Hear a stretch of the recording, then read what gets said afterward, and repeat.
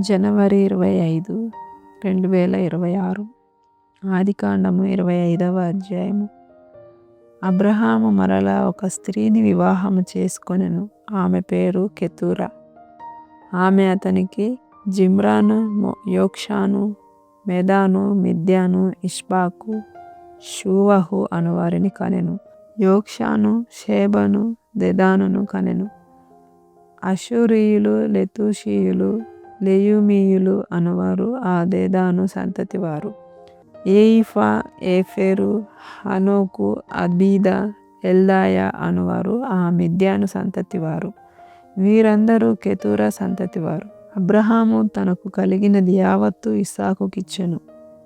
అబ్రహాము తన ఉపపత్నుల కుమారులకు బహుమానములిచ్చి తాను సజీవుడై ఉండగానే తన కుమారుడగు ఇస్సాకు నొద్ద నుండి తూర్పు తట్టుగా తూర్పు దేశమునకు వారిని పంపివేసెను. అబ్రహాము బ్రతికిన సంవత్సరములు 175. అబ్రహాము నిండు వృద్ధాప్యమునకు వచ్చిన వాడై మంచి ముసలితనమున ప్రాణము విడిచి మృతి పొంది తన పితరుల యొద్దకు చేర్చబడెను. హిత్తీయుడైన సోహరు కుమారుడగు ఎఫ్రోను పొలమందలి మాఫ్కేలా గుహలో అతని కుమారులగు ఇస్సాకును ఇష్మాయేలును అతనిని పాతిపెట్టిరి. అది మమ్రే ఎదుటనున్నది. అబ్రహాము హేతు కుమారుల యొద్ద కొనిన పొలములోనే అబ్రహామును అతని భార్య అయిన శారాయును పాతిపెట్టబడిరి. అబ్రహాము మృతి పొందిన తరువాత దేవుడు అతని కుమారుడగు ఇస్సాకును ఆశీర్వదించెను. అప్పుడు ఇస్సాకు బెయేర్ లహోయిరోయి దగ్గర కాపురముండెను.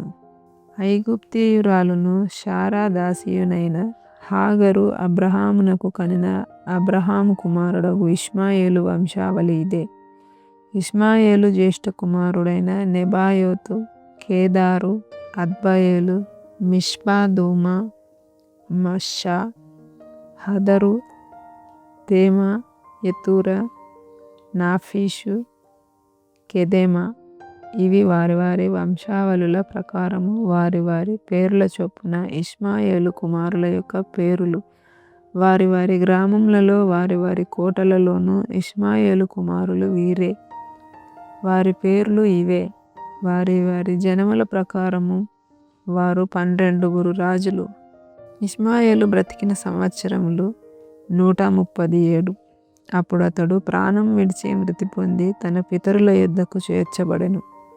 వారు అష్షూరునకు వెళ్ళు మార్గమున హవీలా మొదలుకొని ఐగుప్తు ఎదుటనున్న షూరు వరకు నివసించువారు.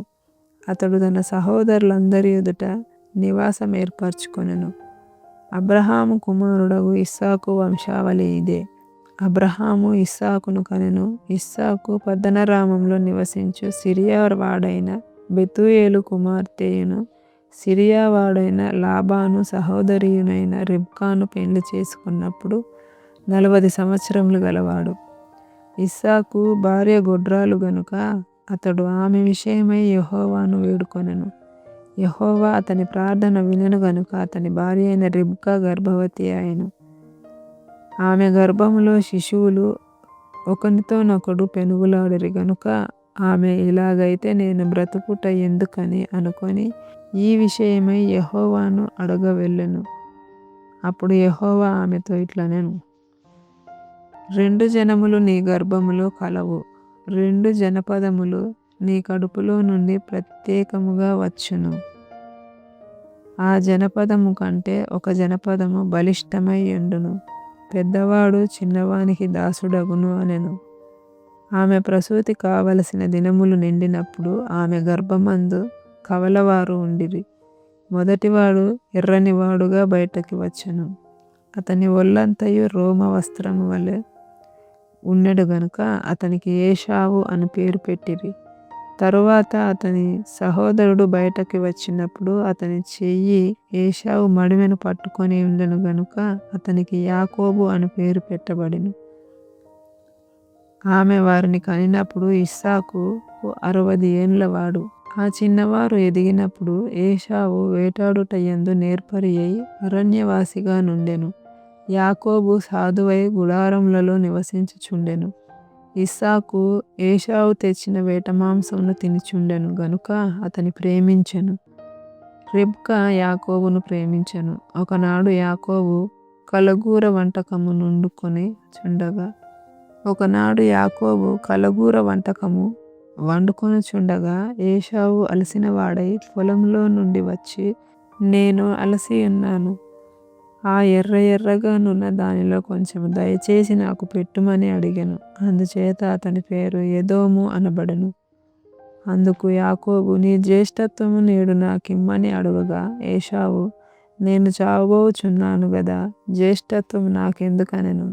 యాకోబు, నేడు నాతో ప్రమాణం చేయమనెను. అతడు యాకోబుతో ప్రమాణం చేసి అతనికి జ్యేష్ఠత్వమును అమ్మివేయగా యాకోబు ఆహారమును చిక్కుడుకాయల వంటకమును ఏశావుకిచ్చెను. అతడు తిని త్రాగి లేచిపోయెను. అట్లు ఏశావు తన జ్యేష్ఠత్వమును తృణీకరించెను.